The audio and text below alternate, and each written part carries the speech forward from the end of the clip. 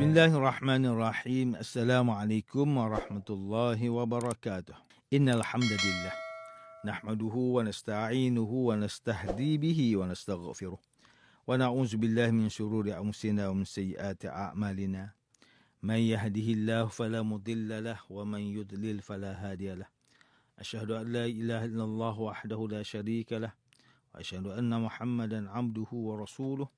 Allahumma salli wa sallim ala Sayyidina Muhammad wa ala alihi wa ashabihi wa tabi'in wa man tabi'ahum bi ihsanin ila yaumiddin. A'udzu billahi minasyaitonir rajim. Ya ayyuhalladzina amanu taqullaha haqqa tuqatih wa la tamutunna illa wa antum muslimun. Amma ba'. Yang bersama Tuan Haji Ahmad Nazri Muhammad Yusof selaku penerbit rancangan tafsir Al-Quran. Dan seterusnya sidang pendengar yang dirahmati Allah. Alhamdulillah, pertamanya malah kita bersama-sama merafakkan setinggi kesyukuran kehadrat Allah Subhanahu Wa Taala. Di atas segala nikmat, kurniaan dan rezekinya yang tidak ternilai, selawat dan salam ke atas junjungan besar Nabi Muhammad sallallahu alaihi wasallam, ahli keluarga baginda dan para sahabatnya yang tercinta. Bersama saya, Profesor Dr. Muhammad Najib bin Abdul Kadir, Pusat Kajian Al-Quran dan As-Sunnah, Fakulti Pengajian Islam, Universiti Kebangsaan Malaysia. Tuan-tuan, puan-puan, para pendengar yang dimuliakan, pada hari ini kita akan menyambung kembali rancangan tafsir Al-Quran bagi siri ke-6. InsyaAllah pada kali ini kita akan membincangkan mengenai pentafsiran ayat yang ke-7, Surah Hud. A'udzu billahi minasyaitonir rajim. Bismillahirrahmanirrahim. وهو الذي خلق السماوات والأرض في 6 أيام وكان عرشه على الماء ليبلوكم أيكم أحسن عملا ولئن قلت إنكم مبعوثون من بعد الموت ليقولن الذين كفروا إن هذا إلا سحر مبين. Dan dialah yang menjadikan langit dan bumi dalam 6 masa, sedang arasnya berada di atas air. Ia menjadikan semuanya itu untuk menguji kamu, siapakah di antara kamu yang lebih baik amalnya.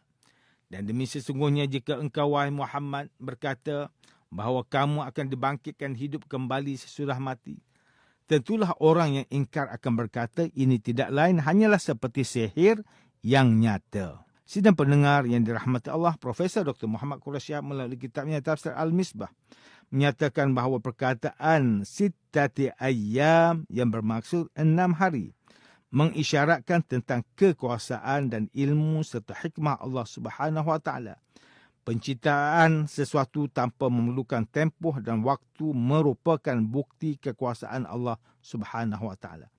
Namun begitu hikmah dan ilmunya menghendaki agar penciptaan langit dan bumi dalam masa 6 hari. Bagi memperlihatkan kepada kita bahawa sifat tergesa-gesa bukanlah satu sifat yang terpuji, tetapi sifat yang terpuji itu adalah keindahan dan kebaikan pada sesuatu ciptaan, bersesuaian dengan hikmah dan kemaslahatan. Terdapat perbezaan pandangan ulama pada perkataan sittati ayyam yang bermaksud 6 hari. Sebahagian ulama berpendapat bahawa perkataan hari bermaksud satu hari yang mana terdapatnya padanya 24 jam. Maka kita fahami di sini bahawa 6 hari bermaksud 24 jam kali dengan 6. Namun begitu, sebahagian ulama pula berpendapat bahawa perkataan hari bukanlah bermaksud 24 jam, tetapi ia digunakan untuk menerangkan kepada kita tempoh atau masa tertentu sesebuah proses yang tidak dapat dipastikan dan ditentukan berapa lama waktu tersebut. Profesor Dr. Muhammad Quraisyah turut menukilkan pendapat Sayyid Qutb rahimahullah yang mengatakan bahawa 6 hari penciptaan langit dan bumi juga termasuk dalam perkara ghaib yang tidak dapat dilihat dan dialami oleh seorang manusia. Maka kita dapat fahami di sini bahawa perkataan hari mengandungi banyak makna untuk ditelusuri. Oleh sebab itu adalah lebih baik kita serahkan sahaja kepada ilmu Allah Subhanahu Wa Taala tentang bilangan 6 hari dalam penciptaan langit dan bumi. Profesor Dr. Muhammad Quraisy Shihab menjelaskan perkataan arash yang bermaksud singgasana atau tempat duduk penguasa. Kedudukan tempat ini lebih tinggi berbanding tempat lain. Ia juga boleh difahami dalam erti kekuasaan atau ilmu Allah Subhanahu Wa Taala yang menyeliputi segala sesuatu. Allah Subhanahu Wa Taala berfirman, "Wa kana arshuhu 'alal ma'." Yang bermaksud arasnya berada di atas air. Ini difahami oleh sebahagian ulama dalam pengertian hakiki.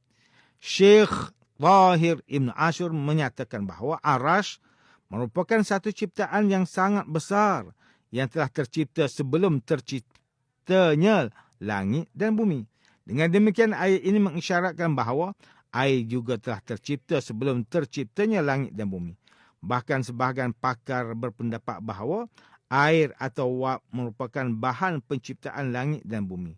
Namun demikian, Syekh Tahir bin Ibn Ashur memberi penekanan bahawa perincian atau proses kejadian ini tidak dapat dicapai dan dijangkau oleh pemahaman kita. Profesor Dr. Muhammad Quraisy Shihab turut menjelaskan bahawa perkataan liyabluwakum yang bermaksud untuk menguji kamu mempunyai hubungan dengan penciptaan langit dan bumi, yakni tujuan penciptaan ini adalah untuk menguji hamba-hambanya. Siapakah di antara mereka yang paling baik amalannya? Allah Subhanahu Wa Taala berfirman, ayyukum ahsanu amala. Yang bermaksud, siapa di antara kamu yang lebih baik amalnya. Mengisyaratkan bahawa umat manusia mestilah bersegera dan berlumba-lumba serta bersemangat dalam melaksanakan sebaik-baik amalan agar kita tidak menyesal di kemudian hari. Sidang pendengar yang dimuliakan, Profesor Dr. Haji Abdul Malik bin Abdul Karim Amrullah atau lebih dikenali sebagai Hamka melalui kitabnya Tafsir Al-Azhar ketika mentafsirkan ayat yang ke-7 surah Hud ini dengan menerangkan bahawa bilangan 6 hari bagi penciptaan langit dan bumi tidaklah dapat ditentukan dengan cara pengiraan hari seperti Ahad, Isnin, Selasa, Rabu, Khamis dan Jumaat. Lalu beristirahat pada hari Sabtu. Sangat besar kemungkinan bahawa yang dimaksudkan dengan 6 hari itu bukanlah 6 hari cara pengiraan kita ini. Iaitu hitungan peredaran bumi mengelilingi matahari 24 jam sehari semalam. Hal ini kerana selain dari bumi, ada lagi bintang satelit yang lain yang edarannya mengelilingi matahari tidak mengikut 24 jam hitungan kita. Malahan bertahun-tahun. Oleh sebab itu adalah lebih baiknya kita serahkan sahaja kepada ilmu Allah tentang bilangan 6 hari penciptaan langit dan bumi kerana Allah Subhanahu Taala lebih mengetahuinya. Profesor Dr. Hamka melalui kitabnya Tafsir Al-Azhar menjelaskan bahawa penciptaan langit dan bumi dalam 6 hari dan arasnya berada di atas air mengisyaratkan kepada kita bahawa segalanya ini tidaklah diciptakan dengan sewenang-wenangnya sahaja atau dibiarkan dalam keadaan kacau bilau atau tidak tentu arah, bahkan segalanya mengikut tertib dengan rapi. Maka timbul persoalan dalam diri kita, untuk apa Allah menjadikan semua ini? Untuk apa Allah menceritakan kepada kita semua kejadian ini dengan cara yang sedemikian?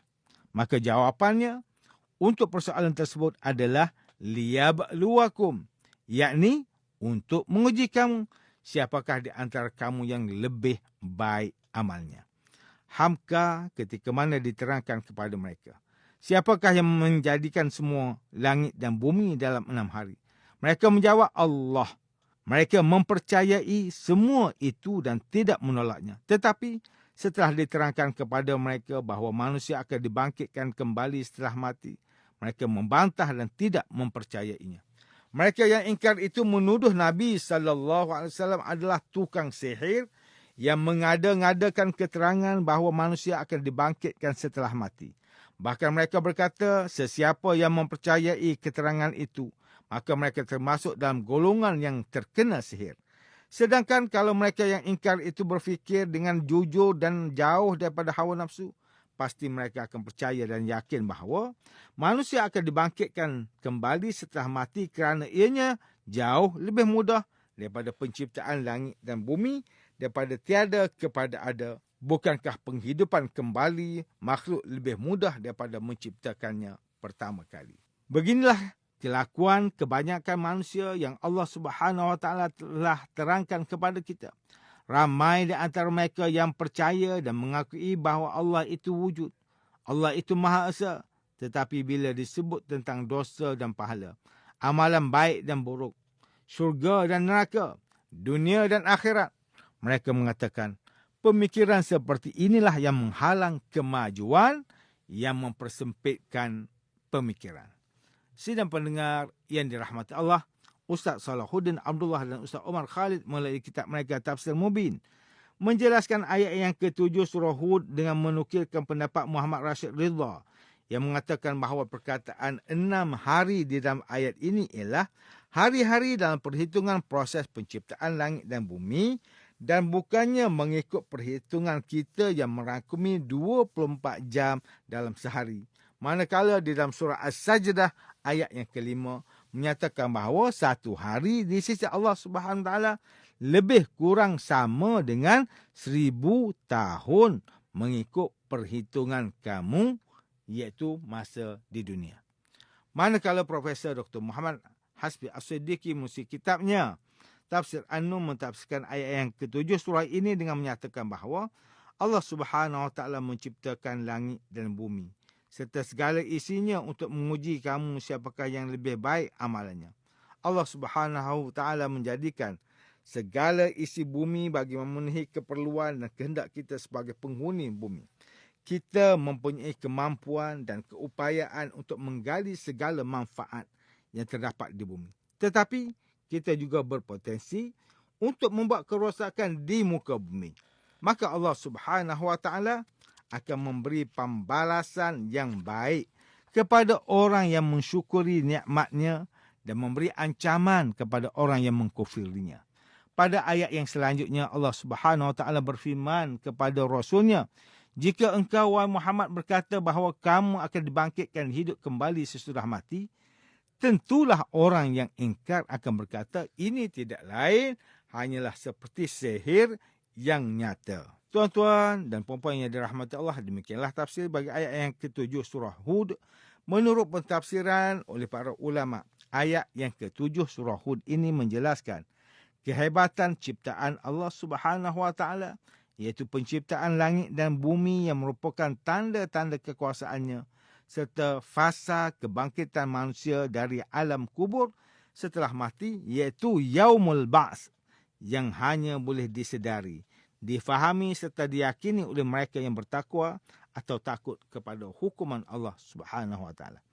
Cuba kita berfikir sejenak dan renung kembali kekuasaan dan kehebatan Allah Subhanahu Wa Taala. Dalam penciptaan langit dan bumi, kita pasti pernah menonton dokumentari sains yang merungkai tentang alam semesta yang sangat luas. Atau cukup sekadar kita mendongak ke langit, melihat terangnya sinar matahari dan pergerakan awan, atau melihat bintang-bintang dan bulan di waktu malam. Pasti kita akan merasa sangat kecil dan tidak signifikan berbanding dengan alam semesta yang terlalu besar. Bahkan kadang-kadang kita berfikiran bahawa kita ini tiada nilai dan tiada siapa pun yang akan peduli dengan apa yang kita akan lakukan. Para pendengar yang dirahmati Allah Subhanahu Wa Taala, ya benar, kita ini terlalu kecil dibandingkan dengan alam semesta yang luas. Tetapi kita perlu fahami di sini bahawa keagungan penciptaan alam semesta ini bukanlah bertujuan untuk menampakkan seolah-olah kita ini tiada nilai. Bahkan sebenarnya penciptaan ini adalah untuk menguji kita sebagai khalifah di bumi. Siapakah di antara kita yang lebih baik amalnya? Kita perlu bersyukur dengan kejadian alam semesta yang mengajar kita betapa hebatnya kekuasaan Allah Subhanahu Wa Taala dan pentadbirannya. Maka natijah daripada rasa syukur ini adalah kita sebagai hamba mestilah berusaha memperbanyakkan amal soleh dan menguatkan keimanan hanya kepada Allah Subhanahu Wa Taala. Manusia tidak seharusnya hilang pedoman dalam hidup bagi memastikan diri mereka lulus dalam ujian hidup ini.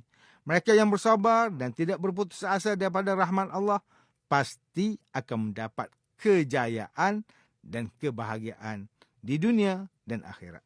Sidang pendengar yang dirahmati Allah Subhanahu wa taala, antara pengajaran yang boleh kita ambil daripada tafsir ayat ke-7 surah Hud ini ialah, pertama, setiap Muslim hendaklah mengambil pengajaran bahawa semua yang terjadi adalah dengan izin dan takdir Allah. Bahkan segala keputusan Allah Subhanahu wa taala adalah baik sekalipun manusia melihat sebaliknya. Kedua, umat Islam hendaklah sentiasa memikirkan dan merenung penciptaan langit dan bumi dengan melihat kehebatan dan kekuasaan Allah Subhanahu wa taala bagi menghadirkan rasa keinsafan buat diri sendiri. Yang ketiga, sebagai Muslim, kita perlu yakin akan adanya hari kebangkitan selepas kematian di mana manusia tidak akan dapat kembali ke dunia selama-lamanya. Sidang pendengar yang dirahmati Allah, sekian sahaja rancangan tafsir Al-Quran pada hari ini. Semoga kita semua mendapat manfaat daripada perbincangan ilmu ini. InsyaAllah, mudah-mudahan kita akan bertemu lagi pada siri rancangan tafsir Al-Quran yang akan datang.